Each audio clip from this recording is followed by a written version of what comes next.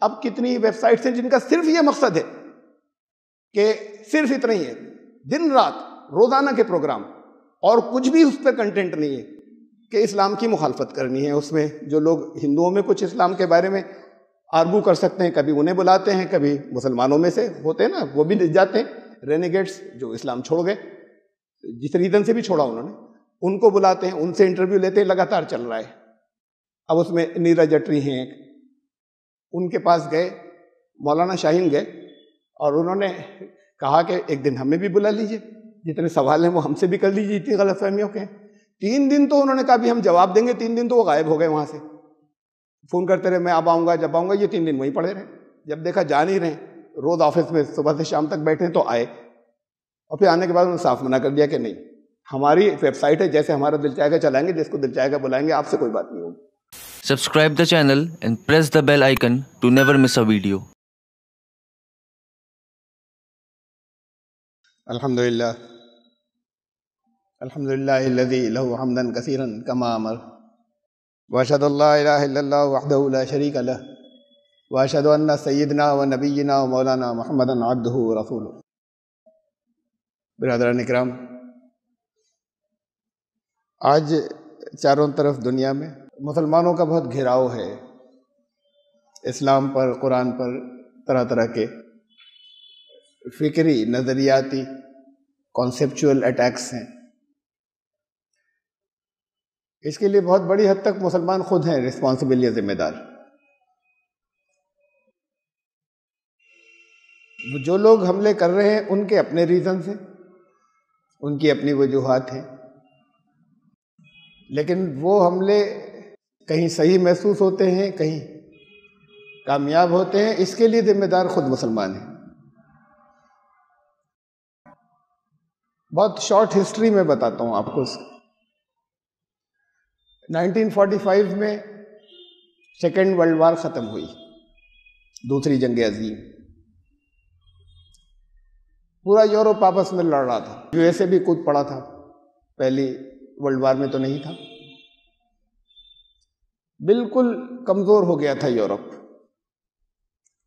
اس سے پہلے ان کی کالونیز پوری دنیا میں پھیلی ہوئی تھی، کہیں ڈائریکٹ قبضے تھے اور کہیں انڈائریکٹ، جیسے یہاں انڈیا میں کہ راجے، مہاراجے، نواب اور دوسرے، وہ تو استعمال یہیں کے لوگوں کو کرتے تھے، اصل حکومت فیصلے ان کے ہوتے تھے، اور کسی جگہ ڈائریکٹ تھی کہ ان میں سے کوئی نہیں، ڈائریکٹ حکومت عوام پر وہ کرتے تھے۔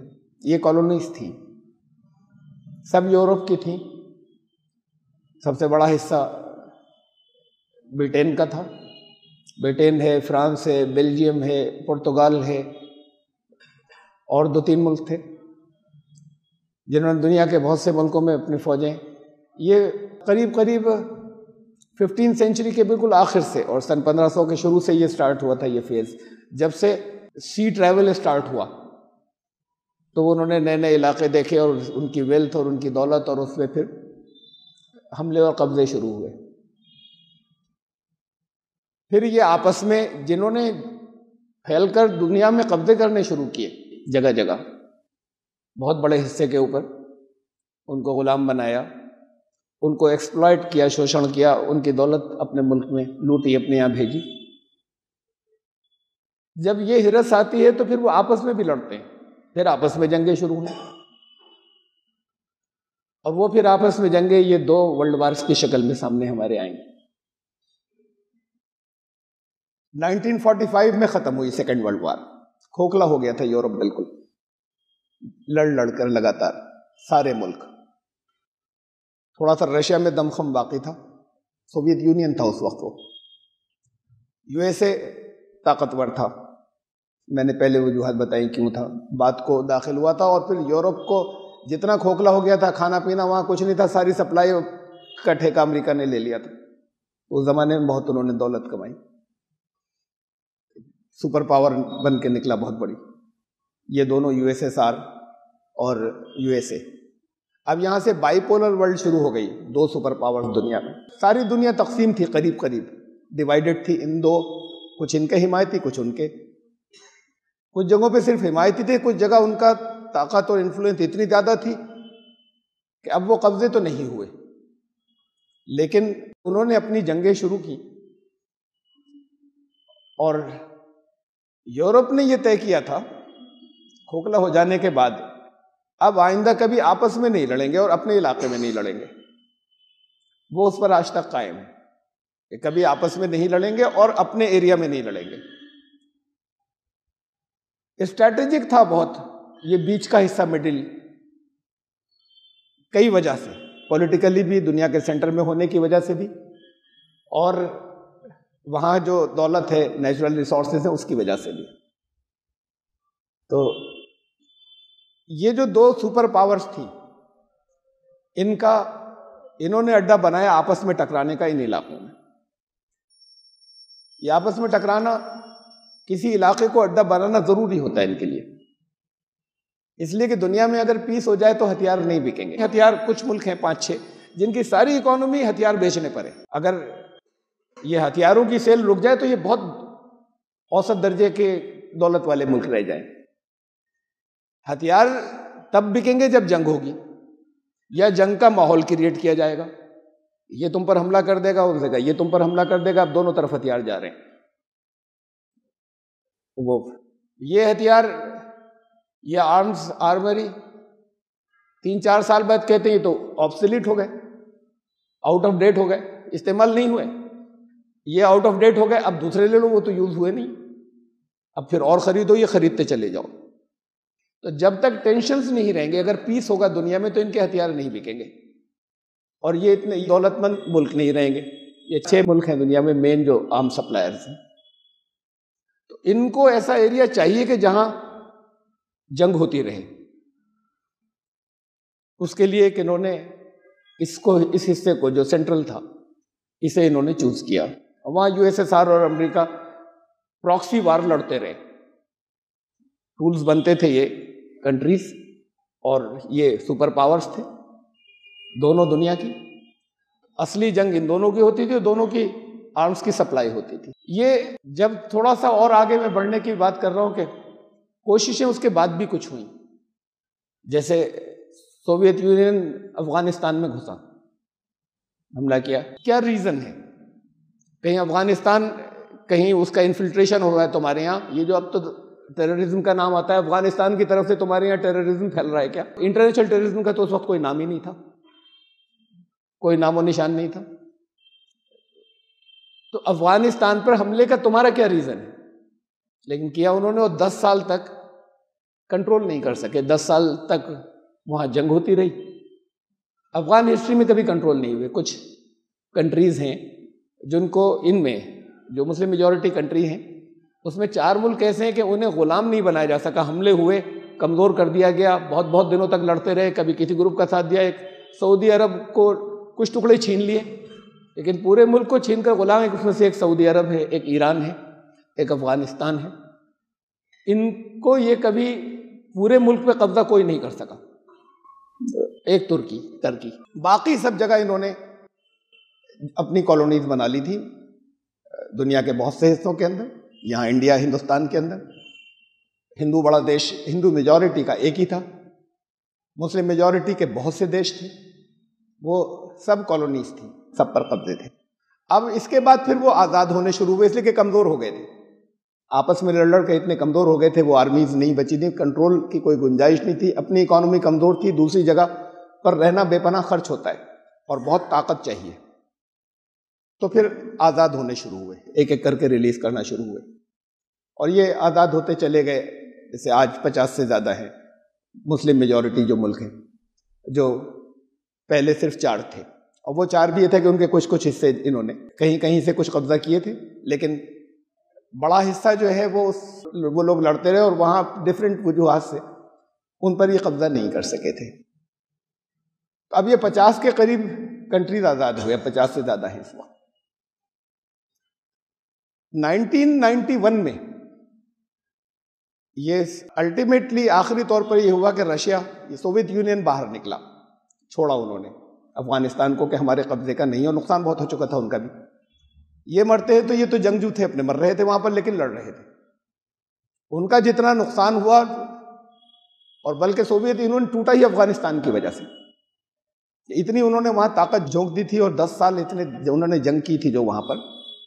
یہ طاقت جھونک دینے سے یہی ہوتا ہے. اتنی طاقت انہوں نے، جیسے باقی دنیا میں کالونیز تھیں، آپس میں جب لڑے، جنگ عظیم جب ہوئی تو اس کے بعد پھر ان کو سب چھوڑنے پڑے، آزادیاں دینی پڑی. یہ یہاں پر گھسے اور لگاتار وہ جنگ ہی رہی 10 سال تک، اور قبضہ نہیں کر سکے تو اتنی طاقت انہوں نے یہاں پر جھونکی کہ خود ٹوٹ گئے اس کے بعد. اور یہاں سے نکلتے 89 میں نکلے، جنگ ختم ہوئی افغانستان کی 10 سال کے بعد، اور 91 میں سوویت یونین کے 12 ٹکڑے ہو گئے، ایسا جیسے ڈائنامائٹ سے پھٹ گیا ہو. یہ 12 ٹکڑوں میں ڈیوائیڈ ہو گیا، جس میں سے ایک رشیا ہے، روس، یہ سب سے بڑا تھا اس میں. اب دنیا یونیپولر ورلڈ رہ گئی، بائی پولر نہیں رہی. ایک ہی سپر پاور رہ گئی، امریکا. یہ یو ایس ایس آر جو سپر پاور تھی برابر کی ٹکر کے، یہ برابر کی ٹکر کا نہیں بچا. روس ایک پاورفل کنٹری ہے آج بھی. تو دنیا یونیپولر ورلڈ ہو گئی. اب جو وہ کہیں گے دنیا میں وہ ہوگا، ہر جگہ پر. یو این او کے اندر جو وہ چاہیں گے وہ پاس ہوگا. دنیا میں جس جگہ جسے کنٹرول کرنا ہو، وہ تھوڑی سی ریزسٹنس دیتے ہیں. یو ایس ایس آر، اب کچھ چائنا آگے بڑھنے لگا، بس اس سے زیادہ کچھ نہیں کر پاتے. ان کا سکہ بڑے عرصے تک چلا، اب کچھ انہوں نے تھوڑا سا، چائنا نے آگے بڑھنا شروع کیا. اسی وقت 1991 میں جب یہ ٹوٹا سوویت یونین، اور یہ ایک ہی دنیا میں سپر پاور رہ گئی، یونیپولر ورلڈ، اس وقت امریکہ کے جو پالیسی میکرز ہیں، وہ ان کے تھنک ٹینک ہوتے ہیں، وہ پالیسی میکرز ایک پالیسی بنا کر دیتے ہیں. امریکن گورنمنٹ کے سیاسی لوگ پھر فیصلہ کرتے ہیں کہ اس میں سے کتنے پر عمل کیا جائے، لیکن پالیسی ان کے سامنے آ جاتی ہے. وہ بڑے بڑے ایکسپرٹس ہوتے ہیں الگ الگ میدانوں کے. تو اس وقت ہنٹنگٹن رپورٹ سامنے آئی. ایک ہنٹنگٹن تھے، انہوں نے ایک رپورٹ لکھی، بہت مشہور ہے آج تک. اس کا نام تھا دا کلیش آف سویلائزیشن، سبھیتاؤں کا ٹکراؤ، تہذیبوں کا ٹکراؤ. اور انہوں نے تھیوری یہ پیش کی کہ اب دنیا میں جتنے بھی کلیش ہوں گے، ٹکراؤ ہوں گے، وہ سویلائزیشنز کے ہوں گے، سبھیتاؤں کے ہوں گے. یہ نہیں ہوگا کہ خالی علاقہ جیتنے کے لیے کوئی ایک دوسرے کے اوپر حملے کر رہا ہے، ایریا چھیتر جیتنے کے لیے. اوور آل تھیوری یہ تھی، لیکن اس میں جو بڑا حصہ جو انہوں نے ایک نتیجے، کنکلوژن کے طور پر اس میں پیش کیا تھا، وہ یہ تھا کہ سوویت یونین ختم. اب ٹکراؤ میں تو یو ایس اے کے برابر کبھی نہیں آ سکتا. اب ویسٹ کو اگر کہیں خطرہ ہے تو وہ اسلام سے ہے. ان کی آزاد ہو گئی، بڑی تعداد، سنکھیا بہت بڑی ہے، تعداد بہت بڑی ہے. ویسے نہیں رہے جیسے پہلے، بالکل ہی انرٹ تھے، سب قبضے میں تھے. تو اب نیکسٹ، اور چونکہ ایک الگ ایک سویلائزیشن ہے، ویسٹرن سویلائزیشن بھی ایک سبھیتا ہے پوری، یہ ایک الگ سبھیتا ہے پوری. مسلمان چاہے جس علاقے میں رہتا ہو، یہ ان کی اپنی، ان کی انالیسس میں بتا رہا ہوں. تو ان کا کہ اصلاً اب آگے ویسٹ کا مقابلہ جو ہے پچھم کا، وہ اسلام سے ہے فیوچر میں. یہ رپورٹ پہنچی. اس رپورٹ پر، ان رپورٹس کے اوپر جو ایکسپرٹس دیتے ہیں، امریکن گورنمنٹ اپنی پالیسیز بناتی ہیں آگے کے 10-20 سال آگے کی، کہ آگے پھر پالیسیز کیا رکھنی ہے. وہاں سے پھر ان کی پالیسیز میں شروع ہوا کہ اس حصے کو ہمیں کنٹرول کرنا ہے، جتنے حصے میں زیادہ مسلم کنسنٹریشن ہے، اور ان کو الگ الگ رکھنا ہے. اس میں افغانستان پہ بھی حملہ ہے، اس کے اندر عراق پر بھی حملہ ہے. عراق پر حملہ جب کیا تو یہ کہا کہ یہ ان کے پاس جو ہے وہ کیمیکل ویپنز ہیں.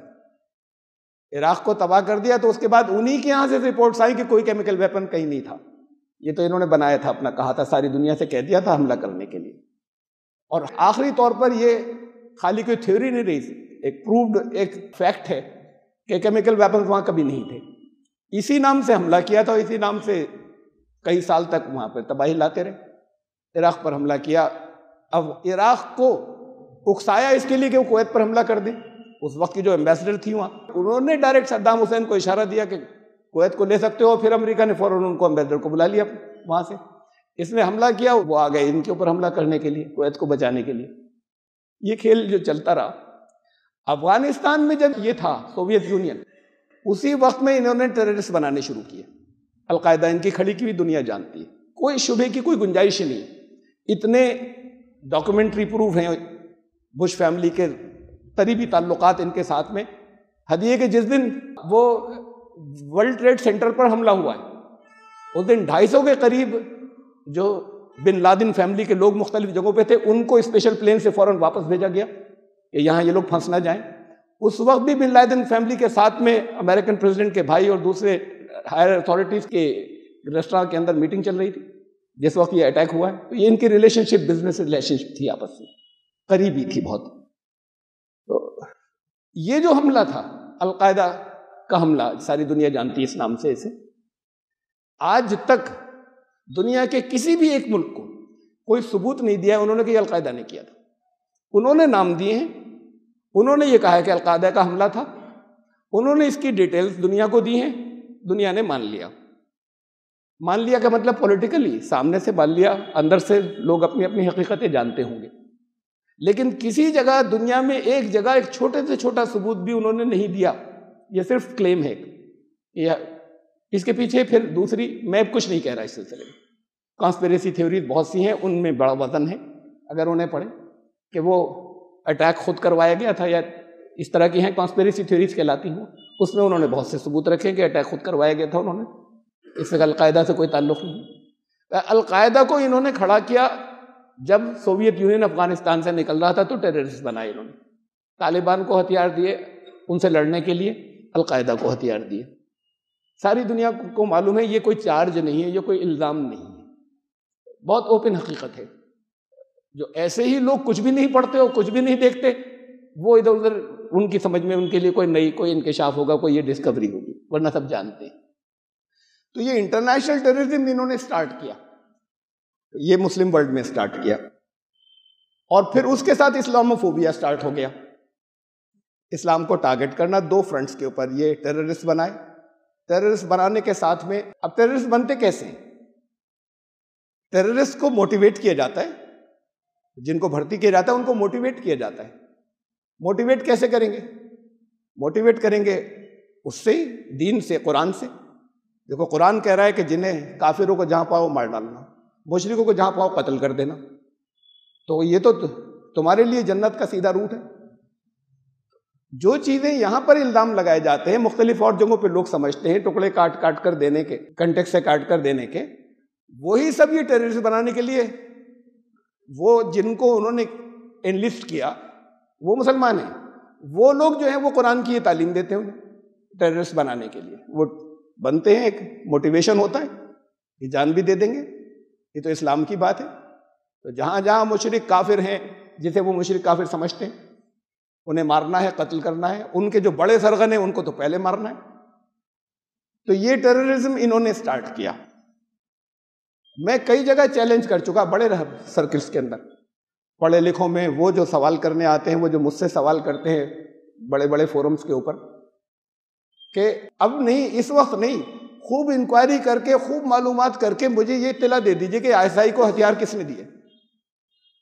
یہ چھوٹا سا گروپ جس کے بارے میں یہ بھی معلوم ہے، ان کا تو سرویلنس جتنا تھا، 24 ملک جو ہیں وہ لڑ رہے ہیں اس سے، جس میں امریکہ بھی ہے، جس میں رشیا بھی ہے، جس کے اندر فرانس بھی ہے، جس کے اندر برٹین بھی ہے. نیچے کی فوجیں ان لوگوں کی ہیں، اوپر باقی سارا جو سپورٹ ہے وہ کمپلیٹ ان لوگوں کی ہے، ہتھیاروں کی بھی، سرویلنس کی بھی، انفارمیشنز کی بھی. اور ان کے علاقے بھی معلوم ہے کس جگہ ہیں اس وقت. یہ تو 3 دن میں ختم کرنے کے تھے، یہ 24 ملک مل کر 3 دن میں ختم کرنے کے تھے. یہ 3 سال تک کیسے لڑتے رہے اتنی ایڈوانس آرمیز سے؟ ان کو ہتھیار کہاں سے ملتے رہے؟ یہ جو ایران اور سعودی عرب ایک دوسرے کے مخالف ہیں اور ان کے بلاکس ہیں مسلم ورلڈ میں، یہ دونوں اس کے مخالف ہیں، ISI کے دونوں دشمن ہیں. یہ دونوں اس 24 ملکوں کے اس میں شریک تھے کوآپریشن میں ان سے لڑنے کے. ہتھیار کون دے رہا تھا؟ یہ آج میں نے بہت لوگوں سے پوچھا، خوب اپنے مطالعہ کر کے اور جگہ جگہ سے تم جو ڈیٹاز لیتے ہو وہاں سے لے کے مجھے یہ بتاؤ ہتھیار کون دے رہا تھا ان کو 3 سال تک جو یہ لڑتے رہے ہیں. اب بھی موجود ہیں بکھرے ہوئے، لیکن آخری طور پہ جسے ڈیفیٹ کہتے ہیں وہ دے دی 3 سال میں کر سکے. یہ کہاں سے آ رہے تھے ہتھیار ان کے پاس؟ اس درجے کے ہتھیار کی یہ اتنی ماڈرن سے لڑتے رہے، کوئی نہیں بتا سکا آج تک. آج تک دنیا میں کہیں کسی جگہ یہ انفارمیشن آئی ہی نہیں کہ انہیں ہتھیار کون دے رہا تھا. یہاں سے تو نہیں مل رہے تھے مسلم کنٹریز سے. یہ اتنے سیکریٹلی جو دے رہا تھا، یہ تو فوراً وہی لوگ اسے ان کو گھراؤ کر دیتے جو ہتھیار دے رہا ہوتا. تو پھر انہی میں سے کوئی دے رہا تھا. تو یہ کھڑے کیے گئے گروپ بہت خطرناک. ان کو موٹیویٹ کیا گیا، یہ بنائے گئے، ساری دنیا کے لیے خطرہ ہو گئے۔ اس کے بعد جب یہ کوئی بگڑ جاتا ہے نا، اب جیسے یہ لنچنگ والے بھی ہیں، انرولی ہو گئے، اپنے گھروں میں بھی کریں گے، ماحول بگڑ جاتا ہے، ڈسپلنڈ نہیں بچے، وہ انہوں نے جب یہ مارنا شروع کیا، انسانوں کو مار رہے ہیں، چاہے وہ مذہب کے نام پر مارتے ہوں، موٹیویٹڈ ہوں، تو اب وہ پھر متوجہ ادھر بھی ہوں گے کہ تم بھی کافر ہو، طاقت آ گئی، ہتھیار بہت ہیں ہمارے پاس، ہم تو جان دینے کو تیار ہیں، پھر اپنے لیے مصیبت بنتے ہیں۔ وہاں سے اسلاموفوبیا، یہاں سے فیز اسٹارٹ ہوا۔ عجیب بات ہے اسلام کے ساتھ، دیکھیے اسلام ایک موومنٹ ہے، چاہے اس کے ماننے والے جتنے بگڑ گئے ہوں، خود اپنے آپ میں اسلام میں مسلمانوں کی بات نہیں کر رہا، موومنٹ کو کبھی کچلا نہیں جا سکتا طاقت سے، دنیا میں کہیں بھی کوئی بھی موومنٹ ہو۔ ایمرجنسی لگی 1975 میں یہاں ہندوستان کے اندر، اس میں ساری اپوزیشن کو جیل میں بھر دیا گیا، جن سے ذرا سا بھی، جن جماعتوں سے جن سے تھا کہ یہ بھی ہمارے ذرا سا کچھ خلاف ہو سکتے، انہیں جیل میں ڈال دیا، سارے RSS والے بھی جیل میں گئے، چاہے جتنا کچھ لو ختم نہیں کر سکے انہیں، ختم کوئی کر بھی نہیں سکتا، طاقت سے نہیں ختم کی جا سکتی، وہ ایک موومنٹ ہے، اسے طاقت سے نہیں ختم کر سکتے، اسے فکری طور پر تو کر سکتے ہیں، آئیڈیالوجیکلی تو مقابلے ہو سکتے ہیں، طاقت سے ختم نہیں کیا جا سکتا۔ طاقت سے ختم اسلام کو بھی دنیا میں کہیں نہیں کیا جا سکا، بہت کوششیں ہوئی، ان کے نزدیک تو یہ تھا کہ ہمارا ٹکراؤ اسے انہیں کمزور کر دیں یا ختم کر دیں، کر دیں گے، بہت بہت عرصے تک غلام بھی بنا سکتے ہیں، اسلام کو ختم نہیں کر سکتے، بہت بری حالت میں مسلمان رہیں گے، اسے نہیں کر سکتے۔ یہ ایک آئیڈیالوجی ہے، یہ ایک تحریک ہے، ایک موومنٹ ہے، موومنٹس بڑھ جاتے ہیں کچلنے کی کوشش سے، یہ ہسٹری میں ہوتا رہا۔ تو دنیا میں سب سے زیادہ مسلمانوں کے کیریکٹر خراب ہونے کے باوجود، بہت خراب کیریکٹر ہو گئے پچھلے 70 سال کے اندر، 70 ایئرس کے اندر، اس کے باوجود دنیا میں آج بھی میجر ریلیجن میں سب سے زیادہ تیزی سے پھیلنے والا ہے مذہب ہے، جتنے بھی میجر ریلیجن میں نہیں روک سکتے، موومنٹ کو نہیں روک سکتے، قانون بنا کر طاقت سے نہیں روکا جا سکتا۔ یہ ہو سکتا ہے غلام بنا لیں، 10 سال کے لیے بنا لیں، 20 سال بنا لیں، 40 سال بنا لیں، وہ موومنٹ چلتا رہتا ہے۔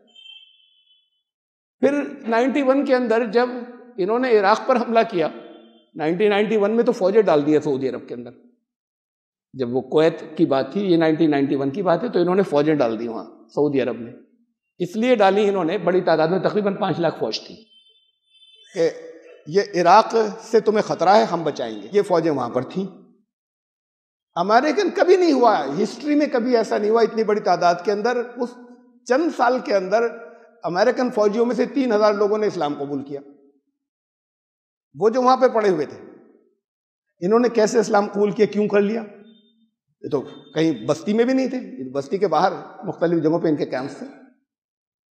یہ جو وہاں کے بدو تھے، ٹرائبلز، وہ یہ ان کے لیے کھانے لے کر جاتے تھے، طرح طرح کے، جا کر ان سے کہتے تھے کہ آپ لوگ یہاں پر پڑے ہوئے ہیں، کچھ ہمارے لیے بتائیے، ہمارے لائق کوئی سیوا، اور اپنے اپنے گھر سے کھانے بنا بنا کے لے جا کے کہ آپ یہاں پر ہیں نا، آپ کو ایک جیسی چیزیں ملتی ہیں، یہ آپ کا ٹیسٹ بدلے گا، ہم آپ کے لیے لائے ہیں۔ یہ کمپیشن نے متاثر کیا ہے، یہ ان کے رحمت کے مظاہرے نے متاثر کیا، اور 3000 فوجیوں نے اسلام قبول کیا۔ یہ کوئی میرا دعویٰ نہیں ہے، تو آپ پڑھ لیجئے، دیکھ لیجئے، نکال لیجئے، فکر ساری موجود اس پر، تو بلکہ طرح طرح کے تبصرے ہیں ہمارے بہت سے ویسٹرنرز کے، کہ وہ ایسا ہوا کہ انہوں نے، سعودی عرب والوں نے اپنے جتنے وہ تھے پریچرز، ان کے کیمپ لگوا دیے ان کے پاس میں، انہوں نے بڑی ایگریسو پریچنگ کی، اور ایگریسو پریچنگ سے کوئی اپنا مذہب بدلتا ہے؟ اور وہ کرنے دیتے کہ ان کے کیمپ لگوا دیے جو ان کے اندر پریچنگ کر رہے ہیں۔ لوگ آپس میں، ٹرائبلز آتے تھے وہاں، گھلتے ملتے تھے، اب اس کو ظاہر ہے انہیں اپنے جسٹیفائی کرنا کہ یہ کیسے ہو گیا۔ یہ جب اٹیک ہوئے کوئی، جیسے یہ ایک اٹیک تھا، وہاں یہ ہوا کہ ان کے اندر اسلام قبول کرنے والے بڑھ گئے ہمیشہ۔ ورلڈ ٹریڈ سینٹر کے اوپر جب یہ 2001 کے اندر حملہ ہوا، جس نے بھی کیا، القاعدہ، ان کا نام تو القاعدہ کا ہے، انہوں نے کیا، فرض کیجئے یہ مان لیں، تو جب ان پر ہوا، یعنی امریکنز تو یہی جانتے ہیں نا کہ القاعدہ نے کیا، سارے امریکنز یہی جانتے ہیں، ایک نفرت پھیل گئی، آج تک باقی، چاروں طرف بہت نفرت اسلام کے اور مسلمانوں کے خلاف، جگہ جگہ چھٹ پٹ مسلمانوں، طنز تو جگہ جگہ ہوتے تھے، کچھ اس سے بڑھ کر کچھ تھوڑے سے حملے بھی ہوئے، اب تک وہ فیز جاری ہے۔ لاکھوں لوگوں نے اسلام بھی قبول کر لیا اس کے بعد، اس کے 10 سال کے اندر لاکھوں لوگوں نے اسلام قبول کیا، لاکھوں نے۔ یہ بھی کوئی میرا دعویٰ نہیں ہے، میں تو کم وقت میں سمیٹنا چاہ رہا ہوں، اس لیے صرف آپ کو فگر دے رہا ہوں، اسے بھی آپ چیک کر لیجیے گا کیوں کر لیا۔ تو نفرت بے پناہ تھی، یہ مسلمانوں کے ٹیررسٹ نے تو ان کے خیال میں حملہ کیا تھا، وہاں ایک امریکہ پہ حملہ تھا، انہوں نے اسلام کیوں قبول لیا میں؟ نفرت کرنے والے تو بڑھے، لیکن اس میں بہت بڑی تعداد ایسی تھی جو کچھ نہیں جانتی تھی اسلام کے بارے میں، جانتی نہیں تھی، یعنی ایسے بھی لوگ تھے کہ جو یہ بھی نہیں جانتے تھے کہ اسلام نام کا کوئی دنیا میں جو سیکنڈ بگیسٹ ریلیجن کے ماننے والے ہیں، جس کے فالوورز ہیں، یہ بھی نہیں جانتے تھے اسلام نام کا کوئی ریلیجن ہے۔ میرے پاس آئی ان دنوں میں ایک ای میل، ایک لیڈی تھی کوئی امریکن، انہوں نے یہ پوچھا کہ اسلام کیا کوئی ایسا ریلیجن ہے جسے اونچی بلڈنگ سے بہت نفرت ہے؟ یہ سوال تھا کہ بہت اونچی بلڈنگ سے کیا بہت نفرت ہے، اسلام کوئی ایسا ریلیجن ہے کیا؟ اس کی سمجھ میں نہیں آ رہا تھا کیوں کیا۔ تو یہ بہت سے لوگوں نے، بہت بڑی تعداد نے اسٹڈی شروع کی کہ ہم دیکھیں اسلام کیا ہے، خود دیکھیں کہ اسلام کیا ہے۔ تو اس کے باوجود کہ ان کے پاس پبلسٹی یہ ہے کہ مسلمانوں میں ٹیررسٹ ہوتے ہیں، انہوں نے جب قرآن سے پڑھا تو انہوں نے اس ایڈورس ایٹماسفیئر میں اسلام قبول کیا، بہت کچھ فیس کیا، اس لیے کہ لوگ بہت مخالف ہو گئے تھے مسلمانوں کے وہاں، بہت ان ڈیفیکلٹیز میں باقی رہے وہ لوگ۔ لوگوں میں ایک کیوریوسٹی ہے کہ انٹرسٹ ہے، ہم دیکھیں کیا ہے۔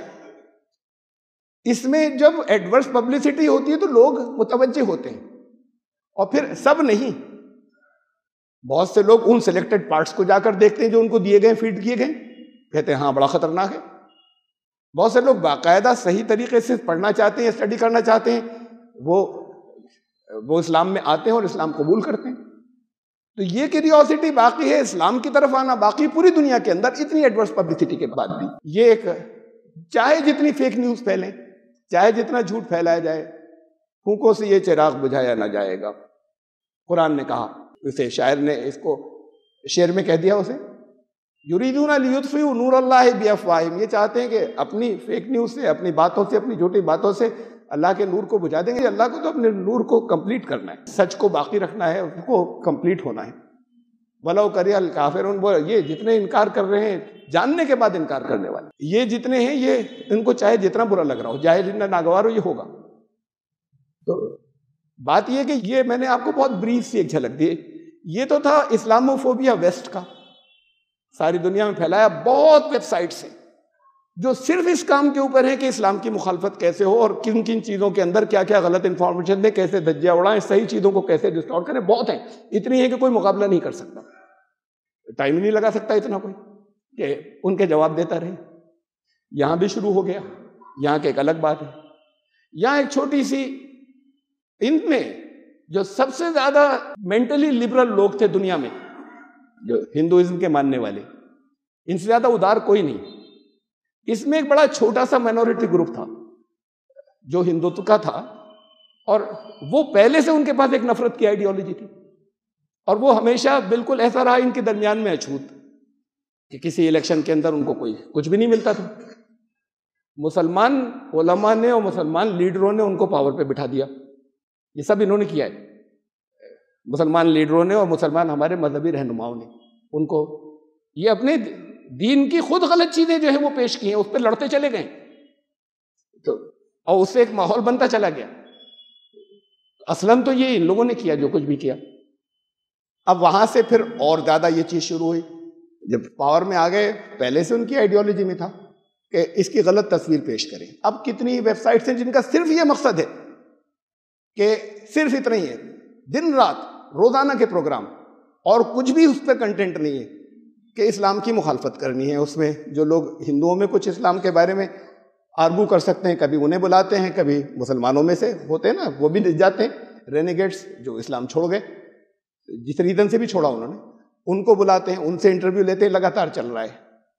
اب اس میں نیرج اٹری ہیں ایک، ان کے پاس گئے، مولانا شاہین گئے، اور انہوں نے کہا کہ ایک دن ہمیں بھی بلا لیجئے، جتنے سوال ہیں وہ ہم سے بھی کر لیجئے، اتنی غلط فہمیوں کے ہیں۔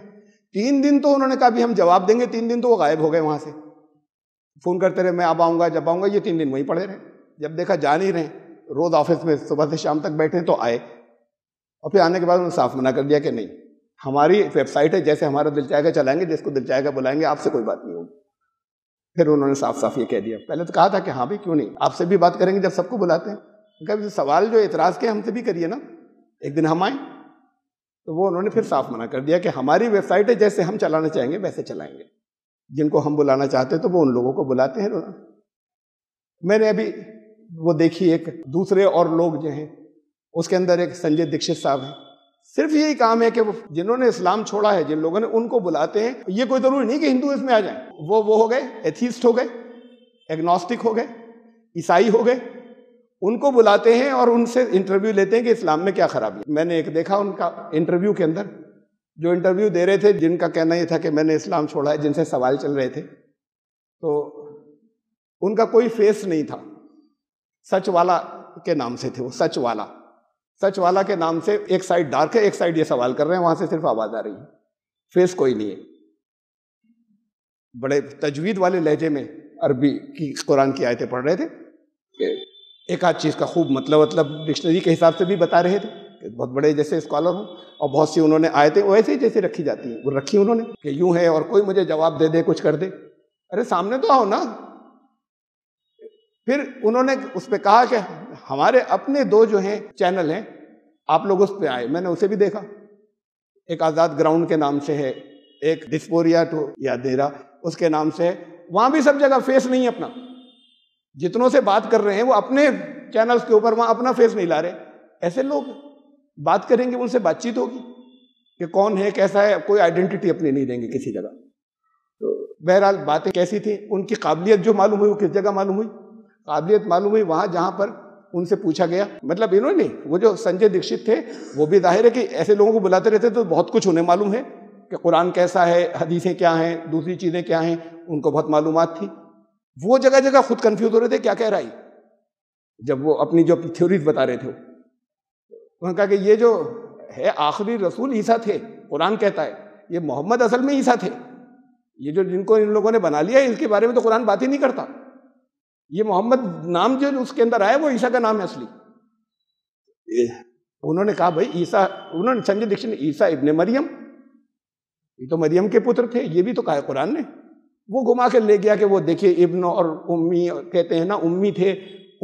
تو ماں کو کہتے ہیں، تو ماں کا تعلق تو اس سے ہوا، عیسیٰ سے ہوا، اس لیے وہ عیسیٰ ابن مریم. بالکل کہیں کی اینٹ کہیں کا روڑا، اس طرح کی قابلیت کی حالت یہ تھی کہ سورتوں کے نمبر انہیں یاد نہیں تھے. یہ تو انہیں معلوم نہیں تھا کہ یہ بھی ہو سکتا ہے. اب کہیں انہوں نے آیت پڑھ دی، انہوں نے کہا بھی مجھے ایسے مت بتائیے کہ سورہ فلاں میں ہے، سورہ احزاب میں ہے. یہ سورہ احزاب کون سا نمبر ہے، میں دیکھوں ذرا. اب اچھا کون سا، پھر انہوں نے ڈھونڈنا شروع کیا کون سا نمبر ہے. یہ ہے اس کا نمبر 33. اچھا سورہ احزاب کا 33 نمبر ہے. یہ تو چلیے بہت سے لوگ شاید نہیں بتا سکے. میں اس کی بات کر رہا ہوں جو قرآن ایسے پڑھ رہا ہے، جو اسے چھوڑیے نہیں بتا سکے. پھر بیچ میں ایک اور آیت پڑھی تو انہوں نے پھر پوچھ لیا سورت کون سی ہے. انہوں نے کہا سورہ آل عمران. آل عمران کا نمبر بتائیے آپ، نام سے نہیں، میں دیکھ سکوں. ان کے اپنے پاس قرآن کھلا ہوا تھا سنجے دکشت کے پاس. آل عمران کا انہوں نے پوچھا سنجے دکشت نے کہ 5واں نمبر ہے شاید. بولے ہاں نہیں 5واں نہیں. اچھا میں بتاتا ہوں. تو اب جو اسکالر بنا ہوا ہے، خوب جانتا ہے، ان ڈیپتھ نالج ہے، وہ اگر سورہ فاتحہ کا نہیں جانتا ہو کہ نمبر کیا ہے، وہ اگر سورہ بقرہ کا نہیں جانتا ہو، اس کے بعد تیسرے نمبر پہ سورہ آل عمران آتی ہے، اگر یہ نہ جانتا ہو کس نمبر پر ہے، تو وہ تو چیزیں اس کو رٹائی گئی جتنی وہ بول رہا ہے. وہ سب رٹا ہوا تھا جو آ رہا ہے سامنے، اور سامنے نہیں آتا. سورہ آل عمران کون علم والا، وہ تو سورہ احزاب کا تیسرے نمبر کی سورت یہ کون نہیں بتا سکتا. وہ جو تھوڑی بہت معلومات رکھتا ہے، اس کو نہیں پتا تھا. خوب اسے بولے نہیں تیسرا نمبر کی صورت یہ نہیں مجھے معلوم تھا. بہت سی اور چیزیں میں یہاں نہیں رکھ رہا. بالکل کلیئر ہو گیا کہ کچھ نہیں جانتا. اس کو جو سیٹ رٹائے گیا وہ جانتا ہے، کہیں سے جس نے بھی بنایا یہ سیٹ اسے دیا گیا ہے. اب اس طرح کے بہت سے کھڑے ہو گئے جگہ جگہ. مسلمان جو ہیں وہ 3 چیزوں سے بڑے اٹیچڈ ہیں.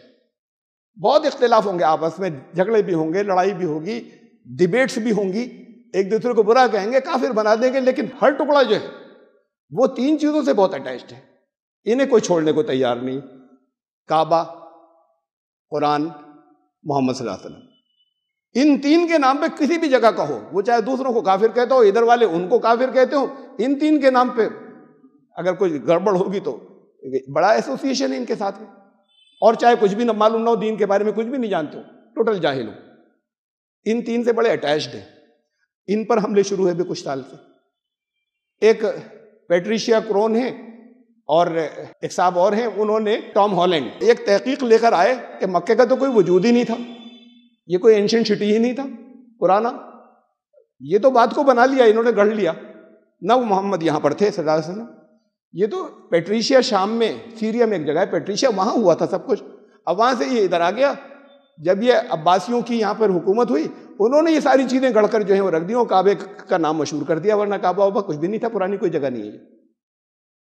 اچھا قرآن تو کہتا ہے کہ سب سے پہلا مرکز تھا، تو پھر ظاہر قرآن بھی غلط ہوا، انہوں نے ثابت کر دیا اپنے ثبوتوں کے ساتھ میں، یہ پہلی مرتبہ 2 اسکالر نکل کر آئے ایسے، ان کی دوسرے جغرافیکل اسکالر نے مخالفت کی کہ غلط کہہ رہے ہیں، لیکن ٹھیک ہے انہوں نے اپنی تھیوریز دی، اپنی دلیلیں دی، اس کا بھی ذکر کر رہے تھے یہ صاحب جو تھے، یہ سچ والا جو تھے ہوگا، اس کا تو پورا ثبوت، سب سے پہلا ثبوت کیا ہے اینشنٹ ہونے کا، جانے دو جغرافی کو، جانے دو کہ گوگل پر کیا ملتا ہے تمہیں، سب سے پہلا ثبوت تو وہ ہے جو دنیا میں سب سے پرانے اسکرپچر ہیں، وید، یہ سب سے پہلا ثبوت ہے، وہ تو اس ہسٹری سے پہلے کے ہیں، یہ جتنی جغرافی لوگ جانتے ہیں اس سے پہلے کے، اس سے پرانے ہی تو سب مانتے ہیں، چاہے کوئی اسے 1 ارب سال پرانا مانتا ہو، چاہے کوئی اسے 20,000 سال پرانا مانتا ہو، اچھا 15-20 ہزار سال سے زیادہ پرانا سبھی مانتے ہیں، تو اس کے اندر رگ وید کا 3:29-4 تیسرا منڈل 29واں سوکت اور چوتھا منتر، نابا پرتھویا الایاستوا پدے، اب اس میں جو یہ منتر ہے اس کا جو انواد ہے وہ یہ ہے کہ ہم تمہیں پرتھوی کی نابھی پر، ناف زمین پر، نابھی سے کہتے ہیں ناف کو، پرتھوی کی نابھی پر ہم تمہیں استھاپت کرتے ہیں، الایاست پد جو بیت اللہ ہے وہاں پر، ایشور کے پد پر بیت اللہ، وہاں پر تمہیں ہم استھاپت کرتے ہیں، تو یہ تو بات اس کے بعد، اچھا وہ ہو سکتا ہے بھائی کعبہ نہ ہو جسے کہا ہے ناف زمین، مسلمانوں میں مشہور ہے کہ کعبہ ناف زمین ہے، کہیں نہیں ہے قرآن میں حدیث میں، اور مسلمانوں میں مشہور ہے، کہاں سے آیا؟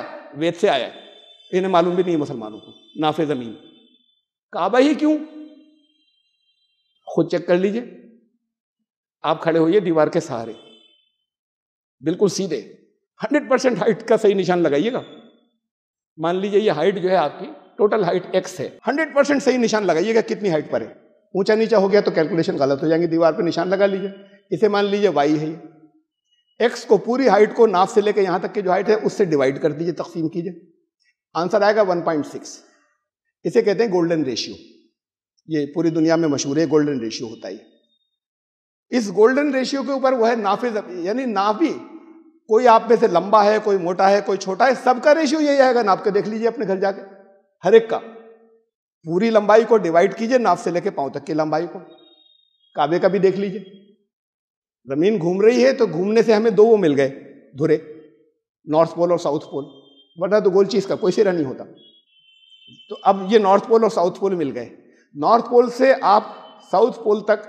اس پر دیکھ لیجئے گا گوگل میپ کے پورا ناپ کے، وہاں سے یہاں تک کی دوری ایسا جیسے کسی انسان کے سر سے پیر تک کی دوری، وہ ہے 20,020 کلومیٹر، اور نابی سے یہاں تک کی، کعبے سے اسے ناپ لیجئے ساؤتھ پول تک نیچے والے، وہ ہے 12,375 کلومیٹر،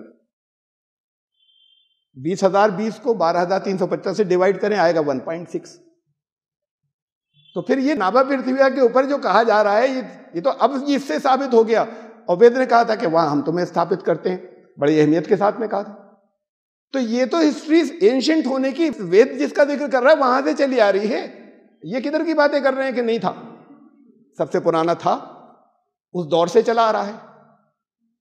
اس ویڈیو کو میری دیکھ لیجئے گا، میرا نام ڈالیں اور اس پہ لکھیں کعبہ نیول آف دی ارتھ، بہت اور ثبوت دیے میں نے، یہاں پہ تو سمے نہیں ہے، میں نے ایک بتا دیا خالی کہ نیول آف دی ارتھ کے وید کے منتر کے ساتھ میں بہت ثبوت دیے کہ یہ تھا، بڑے کنکلوسیو ثبوت ہیں جو پرماण ہیں، تو بات یہ ہے کہ یہ ثبوت تو یہاں موجود ہے۔ اب ایک محمد شیخ صاحب آئے، انہوں نے محمد صلی اللہ علیہ وسلم کو غائب کر دیا، کیونکہ یہ جو محمد ابن عبداللہ تھے یہ وہ محمد نہیں ہیں، وہ تو محمد بن عبداللہ وہ ہیں کہ جو ہر دور میں جا کے ابراہیم کی اور کس کی وہ قرآن کے وہ الگ ہیں، عبداللہ وہ الگ محمد ہیں جو قرآن جنہیں کہہ رہا ہے، یہ نہیں ہے، اور ہر شخص یہاں اس کے اندر رسول بن سکتا ہے، آپ میں سے ہر ایک نبی بن سکتا ہے، تو اب انہوں نے ان کو غائب کیا، جس سے مسلمان بہت اٹیچڈ ہیں کہ تھے ایک محمد بن عبداللہ، بات ختم ہے. غائب کرنا میں نے جب یہ کیا غائب، تو وہ ایک صاحب کا ان کے فالوور کا اعتراض آ گیا کہ بڑا جھوٹ بولتے ہیں آپ، کہاں غائب کر دیا؟ اسے ہی غائب کرنا کہتے ہیں. انہوں نے کہا یہ نبی تو تھے ہی نہیں، خالی رسول تھے، باقی بہت سے نبی اور رسول دونوں تھے، ان کی کیا حیثیت ان کے مقابلے میں؟ تو جس سے سب سے زیادہ اٹیچ تھے کہ انہوں نے یہ کیا. پھر میں اس پر نہیں جا رہا دلیلوں پہ، تو پھر یہ تو 4 خطبوں کا میں سمیٹ رہا ہوں ایک میں جو میٹر ہے. کعبے پر حملہ ہوا ابھی قریب کے دور میں، ثبوتوں کے ساتھ میں اپنے جیسے تحقیق لائے ہیں، ایک ان کو تیار کیا گیا اس پر حملے کے لیے. قرآن پہ تو چاروں طرف سے چل رہے ہیں، یہ جو میں نے بھی کئی نام بتائے آپ کو، ہر طریقے سے چاروں طرف سے چل رہے ہیں، اور سب کاٹ کر. مجھ سے کوئی سوال پوچھنے آئے، ایک فورم چل رہا ہے، آپ میں سے بہت سے لوگ دیکھتے ہوں گے کہ اسلام پر سوالوں کا جواب دیجیے، قرآن پر میں دیتا ہوں، خاموش رہتے ہیں، اس کے آگے نہیں کہہ پاتے، بڑے یقین سے آتے ہیں کہ اس دفعہ تو ہم نے گھیر دیا. تو کوئی چیلنج نہیں ہے، لیکن ہم تو سمجھانے کے لیے کہ آپ پوچھ لیجئے، دیکھیے کیا چیز ہے. یہ کر نہیں سکیں گے، کتنا کریں؟ غلام احمد قادیانی نے کہا تھا میں ہو گیا، کتنے سے رہ گئے فرنج ایلیمنٹس؟ ایسے یہ بھی فرنج ایلیمنٹ بن جائیں گے، محمد شیخ بھی. یہ کامیابی نہیں ہوگی. کیوں نہیں ہوگی؟ یہ بہت ذرا غور سے سن لیجیے گا بس اس حصے کو. اس لیے کہ اسلام ریشنلٹی کی بات کرتا ہے، مسلمان نہیں کرتے. مسلمانوں کو پہلے تو ٹرین اس کے لیے کیا گیا تھا، خبردار ترجمہ مت پڑھنا، ٹرانسلیشن، یہ عربی پڑھتے رہو. اب یہ درمیان میں اللہ نے کھڑا کیا، ان کی وجہ سے پاپولر ہونے سے گھر گھر یہ آ گیا کہ نہیں ٹرانسلیشن بھی جاننا چاہیے اور پڑھنا بھی چاہیے اور ٹرانسلیشن بھی جاننا چاہیے. جب یہ گھر گھر عام ہو گئی، اب جو چیزیں شروع کی، جن تفسیروں میں ایسی ایسی دیو مالائیں ملتی ہیں اور ایسی ایسی چیزیں ملتی ہیں عجیب و غریب. اچھا ہیں پہلے کے دور میں انہوں نے محنت کی، کچھ چیزیں ان سے غلط ہو گئی ہوں گی تو آپ دیکھ کر صحیح کرو نا. انٹرپریٹیشن ورڈز تو وہی ہیں. ایک مثال دے رہا ہوں خالی. بات یہ ہے کہ یہ بنا دیا گیا کہ ترجمہ تو پڑھ لو، خود غور مت کرنا، یہ تو پھر تباہ ہو جاؤ گے اگر تم نے خود غور کر لیا. قرآن سب سے زیادہ اس بات پہ ہر ایک سے کہتا ہے غور کرنا. اب میں صرف ایک مثال دے رہا ہوں. لہم قلوب لا یفقہون بہا، ان کے دل ہیں، قلوب ہیں، غور و فکر نہیں کرتے، ریشنلٹی سے کام نہیں لیتے. لہم اعین لا یبصرون بہا، آنکھیں ہیں دیکھتے نہیں، دیکھنا نہیں چاہتے سچ کو. لہم آذان لا یسمعون بہا، کان ہیں سننا نہیں چاہتے سچ کو. یہ تو میں نے ایک آیت کے بیچ کا ایک حصہ دیا آپ کو. یعنی دل کا ایک فنکشن ہوتا ہے ہارٹ کا، جو جس کا تعلق ریشنلٹی سے. ابھی آج کی میڈیکل سائنس نے تو ابھی تک نہیں مانا، لیکن اس پر بھی میں رکھ چکا ہوں بہت تفصیل کے ساتھ میں کہ ماننا پڑے گا کیوں اور کیا کیا ثبوت آ چکے ہیں. کہ خالی اتنا ہی نہیں ہوتا کہ پہلے دن سے شروع سے ہر اسکرپچر کے اندر کہ من نہیں لگ رہا، من میں بات اتار لو، یہ کیوں چلی آ رہی ہے ہر اسکرپچر میں. میں عام لوگوں کی لینگویج کی صرف بات نہیں کر رہا، اس کا تعلق ہے کسی چیز، خالی وہ اور یہی نہیں ثبوت میں نے اور رکھے ہیں. اور جب اس پر بھی کام ہوگا، نہیں کیا جب کام ہوگا چند دنوں میں آ جائے گی بات. خیر، ان کے دل ہیں، قرآن کہتا ہے اس سے ہے تعلق. ان کے دل ہیں، قلوب دل کو کہتے ہیں، قلب یہاں زیادہ تر لوگ جانتے ہوں گے. قلوب دل کو، دل ہیں، اس سے سوچ سمجھ کا ریشنلٹی سے کام نہیں لیتے، آنکھوں سے دیکھنے کا نہیں لیتے، کانوں سے سننے کا نہیں لیتے. اب ایک اور آیت سنیے. ان السمع والبصر والفؤاد کل اولئک کان عنہ مسئولا. تم سے سوال کیا جائے گا 3 چیزوں کا، تمہارے سننے کا، سمع سننا، کان نہیں، اب یہاں اس کا فنکشن آ گیا، سننا تمہارے سننے کا، والبصر آنکھ نہیں، تمہارے دیکھنے کا، یہاں یہ استعمال کیا خالی. تو پھر تیسرا کیا ہونا چاہیے؟ تمہارے سوچنے سمجھنے کا، تمہاری ریشنلٹی کا. سننا، دیکھنا. سننا جو ہے کان کا کام، پچھلی آیت میں آپ کو بتایا، پچھلی آیت میں بتایا، سب جانتے بھی ہیں کہ دیکھنا آنکھوں کا کام، سننا کانوں کا کام، اور غور و فکر کرنا، ریشنل بننا، ریشنلٹی یوز کرنا دل کا کام، قلب کا. اب یہاں پہ آ رہا ہے، یہاں پر بیان ہو رہا ہے تم سے 3 چیزوں کا سوال کیا جائے گا، اس لیے اسی سے گیان حاصل کرتے ہو تم، ان 3 چیزوں سے، ہاتھ پاؤں سے نہیں کرتے. ہاتھ پاؤں کا سوال کیوں نہیں کیا جائے گا؟ اس لیے نہیں کیا جائے گا کہ ہاتھ پاؤں تو عمل کرتے ہیں. یہ ہدایت لینے کا، مارگدرشن لینے کا کام ان 3 سے ہوتا ہے. کون سی؟ سننا، دیکھنا. اب ہونا چاہیے ریشنلٹی کا، نہیں دل. تو بھئی تینوں، یا تو تینوں باڈی کے آرگنز کا نام ہو، کان، آنکھ، دل، یا یہ ہو کہ سننا، دیکھنا، ریشنلٹی. فؤاد کا ترجمہ بھی دل کر دیا. اب اگر 2 آیتوں کو سامنے رکھ لو، ذرا سا کوئی معمولی سا غور کرے تو کلیئر ہو جائے گا کہ یہ یہاں فنکشن بتائے جا رہے ہیں. اس کا مطلب دل نہیں، تو تم سے تمہاری ریشنلٹی کا سوال کیا جائے گا. ان کے لہم قلوب لا یفقہون بہا، قلوب ہیں، دل ہیں، اور غور و فکر نہیں کرتے، ریشنل نہیں ہوتے، لاجکس نہیں استعمال کرتے. اور تو یہ تو بیسک بات تھی قرآن کی. کیا کہا ہے ایسے لوگوں کو؟ اولئک کالانعام، جانوروں کی طرح ہیں، بل ہم اضل، ان سے بھی بدتر، ان سے گئے گزرے. یہ وہ لوگ جو غور و فکر سے کام نہیں لیتے، قلوب ہوتے ہوئے. مسلمانوں نے چھوڑ دیا، روکا گیا. آپ شروع کر دیجئے، حالات بدل جائیں گے، اس لیے کہ آپ سچ لوگ سمجھ لیں گے. جہاں جو لڑنے کھڑا ہوتا ہے، اس کا مطلب اس کے پاس، اگر تم لڑنے کے لیے کھڑے ہوئے کسی بات کے اوپر غصہ ہو کے، تو اس کا مطلب تمہارے پاس جواب نہیں. بھڑکا دیا کسی نے، انہیں مار دو، ان سے لڑو، ان کو یہ کہہ دیا، جواب نہیں ہوگا. تب وہ لوگ کرتے ہیں فکری طور کی یہ لڑائی جو ہے فکری ہے. اس میں جو سچ ہوگا وہ آگے آئے گا، اور جو آگے نہیں آ سکے سمجھ لیجیے سچ نہیں ہے، اسے چھوڑیے. اس میں سے اپنے آپ کی اصلاح کیجیے. جس چیز کو آپ نہیں ثابت کر سکیں، یہ کہتے ہیں نہیں وہ ہمارے دین کی بات ہے، ہمارے ایمان کی بات ہے، سب مانو جو ہم بتا رہے ہیں. جو آپ لاجک سے ثابت نہیں کر سکیں وہ فطرت کا، دین فطرت نہیں ہے، وہ سوبھاؤ نیت کا نہیں ہے، سودھرم نہیں ہے وہ، جسے آپ لاجک سے ثابت نہیں کر سکیں. اندھ وشواس کے ساتھ مانے، قرآن نہیں کہتا اندھ وشواس کی بات. تو جب یہ کریں گے، اور جب یہ کریں اور اپنے کیریکٹر کو ٹھیک کر لیں، تو پھر کتنی، وہ تو مخالفت اس لیے کر رہے ہیں کہ ان کو یہ بتایا گیا ہے کہ اب آگے پھر ٹکراؤ جو کچھ ہے وہ ان سے ہے، ان کو روک دو ٹھیک ہو جاؤ گے. روک اسلام کو تو نہیں سکتے، تمہیں تو روک دیں گے. اسلام کو نہیں روک سکتے، خود اپنے آپ کو بچا لو. اگر تمہیں روک دیا اور اسلام کو نہیں روک سکے، اس کا مطلب تم اسلام پر نہیں ہو. تو پھر بچائیے اپنے آپ کو. اور اسلام پر آنے کا جو طریقہ ہے وہ یہ کہ قرآن کو صحیح طریقے سے سمجھیے، لوگوں کو محبت سے جواب دیجیے اور سمجھائیے. جو لاجیکل بات ہو، جس کا آپ جواب نہیں دے سکے، سچ مچ ایمانداری سے، تو کہیں سوچیے کہیں آپ سے غلطی ہو رہی ہے. وہ دھرم کی بات ہوگی نہیں، وہ دین کی نہیں ہوگی. کیسے ہو جائے گی لاجک بات؟ سب ہٹا دیجیے. کیسے ہو جائے گی دین کی بات اور لاجک؟ اس کو چھوڑ دیجیے کہ وہ کیا کہہ رہا ہے. وہ کہتے ہیں کہ قرآن نے کہا تھا، جھوٹ بولتے ہیں یا غلط کہتے ہیں یا مس انٹرپریٹ کرتے ہیں، یا اپنے پرانے لوگوں کی باتیں رٹ کے چلے آ رہے ہیں، صرف اسے دین کہتے ہیں. کسی نے، ایک ہسبینڈ نے اپنی وائف سے کہا طلاق طلاق طلاق، زندگی بھر کا رشتہ ختم، زبان سے بول دیا تھا. بس یہ ظلم نہیں ہے؟ انصاف کا دین ہے یہ؟ کوئی موقع ہی نہیں درمیان میں. اور اس کے بعد بڑے گھنونے طریقے اس کے آگے بتاتے ہیں پھر دوبارہ جوڑنے کے. یہ دین ہے؟ وہ جن کو کسی سے مطلب نہیں ہو، کسی کو جواب نہیں دینا ہو، کسی سے بات نہیں کرنی ہو، ذمہ داری آپ کی تو یہ تھی، اخرجت للناس، تمہیں دنیا کے انسانوں کی بھلائی کے لیے لایا گیا ہے. جسے یہ نہیں کرنا ہو وہ کہے نہیں ہمارا دین تو یہی، تم بکتے رہو. لیکن آپ کو سمجھانا ہے، بتانا ہے. اگر لاجک سے صحیح طریقے سے پوری دنیا کے اچھے لوگ، نیوٹرل لوگ، غیر جانبدار لوگ کہیں یہ تو غلط ہے، تو پھر غلط ہوگا. آپ نے کہیں اپنے دین کو غلط سمجھا ہوگا، اسے کریکشن کیجیے، اس کو ٹھیک سمجھیے، کہیں غلطی آپ سے ہو رہی ہے، دین یہ نہیں کہہ رہا ہوگا. تو یہ چیزیں لائیے تو حالات بہتر ہوں گے. اس سے جوڑیے اللہ کے کلام سے، اس کو غور و فکر سٹارٹ کیجیے، سمجھنا شروع کیجیے. سمجھنے والا دوسروں کو سمجھا بھی سکتا ہے، جس نے نہیں سمجھا وہ بس خالی اڑے گا، نہیں ہمارا دھرم تو یہی ہے، ہماری آستھا کی بات ہے. تو اسے پھر کوئی مانتا نہیں. پھر وہ لوگ جو سمجھتے ہیں کہ یہ تو گڑبڑ لوگ ہیں، آپ کی آستھا، خالی آستھا کی وجہ سے تو پھر کتنی جگہ جگہ برائیاں پھیلی ہوئی ہیں کہ ہماری آستھا کی بات ہے، اس کی وجہ سے کتنے عورتوں پر ظلم ہوا، کتنا ٹیررزم پھیلا.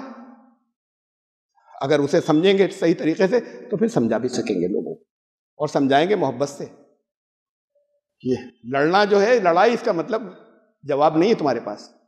جواب نہیں دے سکے تو کہیں کمزوری ہے، کہیں کیوں نہیں دے سکتے؟ ہر بات کا دے سکتے ہیں، اس لیے کہ اس نے یہ، اگر ایمان ہے اور سچا ہے تو پھر ملے گا آپ کو، اور نہیں ملے تو پھر سچا دین نہیں ہے آپ کا. ٹروتھ کا معیار تو پیمانہ تو یہی ہے. بہت اہم باتیں تھیں کچھ میں نے رکھی، یہ میں کم سے کم 4 خطبوں میں آنے کی تھی. اگر میں تفصیلات رکھتا تو اسے میں نے مثالیں دیے بغیر سمیٹ دیا ہے. اللہ تعالیٰ سمجھنے کی توفیق عطا فرمائے. بارک اللہ لنا و فی القرآن العظیم انہ تعالیٰ جواد.